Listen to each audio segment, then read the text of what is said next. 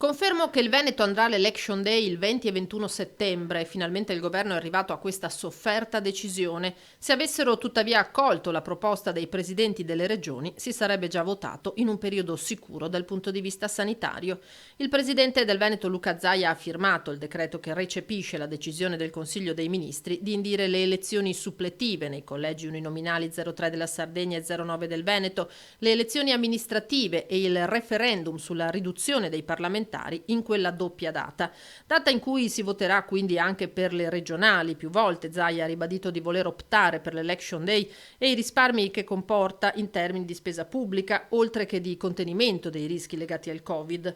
Ma sia lui che la sua squadra rimangono critici sulla scelta di rinviare all'autunno l'appuntamento con il voto. Il presidente Zaia aveva chiesto che ci potessero essere le elezioni a giugno o a luglio, ci hanno detto che c'era il Covid e quindi hanno deciso che a settembre non ci sarà più il Covid, evidentemente, perché se si va al 20 e 21, e ci hanno anche spiegato che non si poteva andare a giugno e a luglio perché bisognava dare la stessa possibilità, la stessa opportunità a tutti i candidati.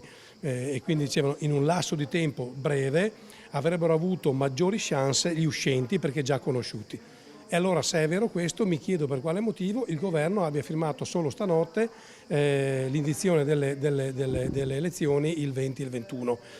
Se davvero il tema del tempo a disposizione era il tema, avrebbero dovuto firmarlo molto prima. Quindi anche questa è un'incongruenza che francamente non capiamo, ma noi siamo pronti da sempre, non è un problema.